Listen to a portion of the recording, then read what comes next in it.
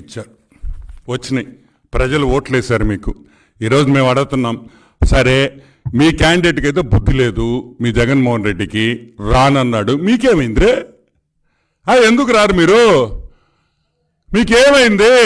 ఈడ 8 లక్షల మంది మీకు కాన్స్టిట్యుయెన్సీలో ఓటేస్తే పట్టించుకోరా?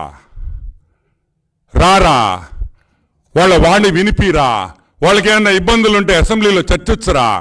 అసలు సిగ్గుందా అని అడుగుతున్నా ఈ 10 మందికి. అసలు సిగ్గుందిరే మీక?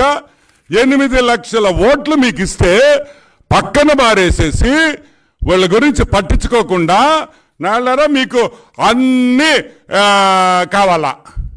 అసెంబ్లీకి రారు, గ్యాస్ ఫ్రీ,